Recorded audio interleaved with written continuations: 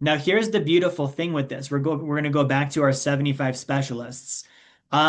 Generally speaking, in the real world, none of these people would know each other, let alone agree to work together, right? Like we just pick 4 or 5 of them, and we all probably already have 4 or 5 of them. You've got your CPA, you've got your attorney, you've got your insurance guy, you've maybe got an investments person, right? You've got someone that's maybe helping you with your legal and estate planning. They're not on a team. And so for me, this was my own problem I wanted to solve first. I was extremely frustrated with this. I would go to my CPA, they would give me 80% of a strategy. I would ask questions and they would say, "Oh, I'm not an attorney. I can't answer that for you." Okay. Show of hands if you've had that too. Or you go to the investment guy and the investment guy gives you a little bit of a strategy. You start asking some questions and he says, "Oh, I'm not a CPA, so I can't get into that part." And so you end up with all of these half-baked, non-connected strategies, and it becomes very frustrating. And it adds work in addition to the work that it already takes to win with these different solutions. If you're doing a tax plan, there's already work involved, right? Like we don't need the extra step of running over to the attorney to try and connect the dots because the CPA didn't and the two people don't communicate, right? So imagine you've got all 75 of these people, these specialists, they're all in a network together. They agree to work together and they agree to collaborate with our planning team. And so when you have, a situation that comes up and you're like, just a real life example, I've got a client right now, he's doing very well with his investing in his companies. He's got near $1 million tax liability for 2025, right? And so his CPA is telling him, you can maybe do a little bit of deduction on your rent in your house, and you could max out your 401k plan and get a little deduction there. That doesn't make a dent in $1 million tax bill. Like it's cute, it's a nice thought, but it's not going to get the job done. And so what we did is we went with our proactive planning team and we reviewed his tax returns. We reviewed what he's got going on. We reviewed his businesses and we said, "Hey, we have 3 or 4 different strategies with 3 or 4 different specialists. Let's go through this process." And this was a little bit of business and personal. Let's go through this process and diagnose what it is that's needed to handle this big tax bill that you have, right? Because a $20,000 401k deduction is not going to do it. So that's what we did. And then we jumped into the step of exploring. So our virtual family office liaison then started to identify specialists, right? This specialist is an option. This specialist is an option. Let's gather them up. Let's interview them.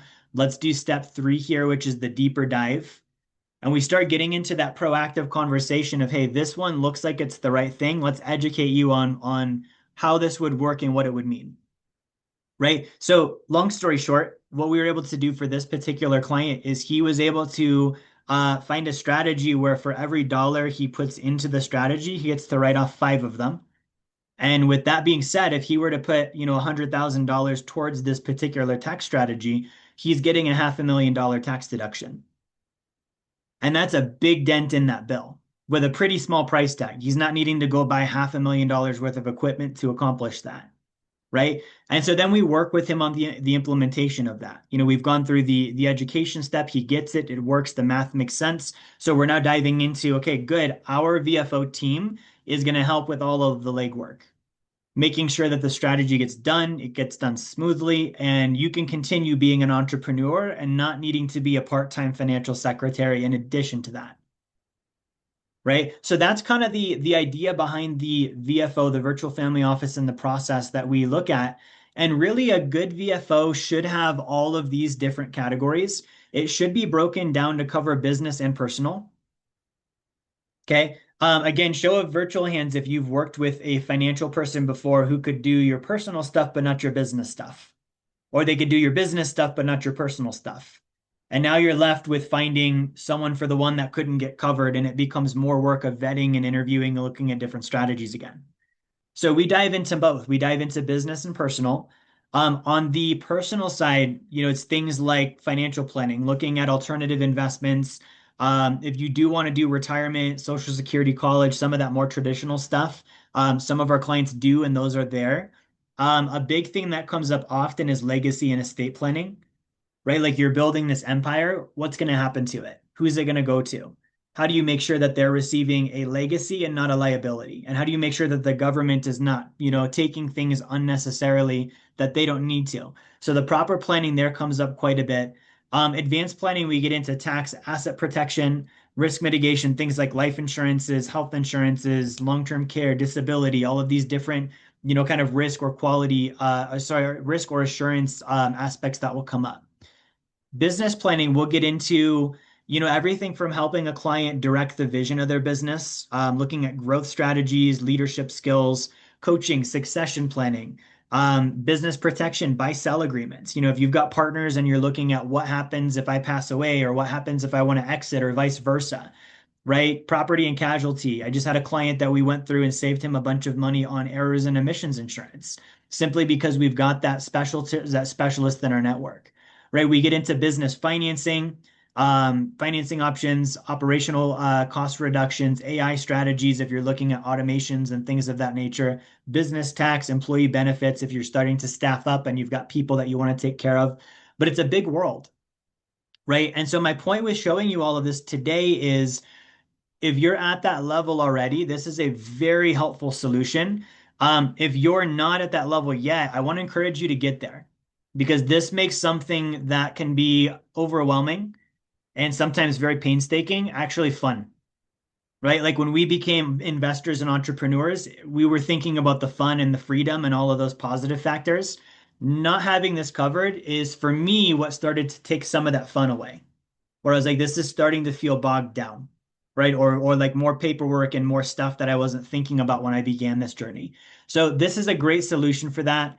I don't want to go on too long with this. I know I covered a lot. And Corey, I don't know how you usually run these, but I'd love to open this up for any questions, thoughts, comments, any dialogue that you guys have regarding the virtual family office or any of the steps that we went over with that. Yeah, absolutely. Anybody have any questions? Go and raise your hand. Cheryl, do you have a question, or were you raising your hand earlier from one of his questions?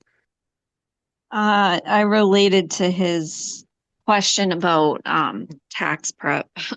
So Okay. I was Yep. feeling last year that I was doing more than my comfortable level, and I'm not getting paid what I deserve when I do that. So um, Yeah.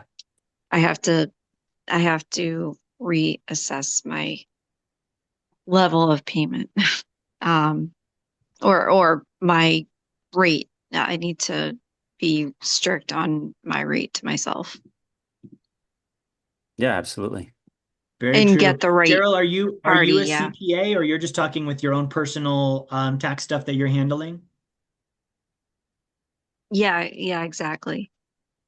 I Okay.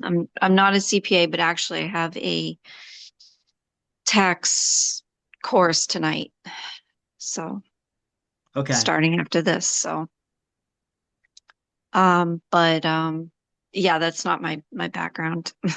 I just need to, I know it's pretty critical in your business to have this knowledge and to have the tools and resources. It's probably up there with cash flow, right?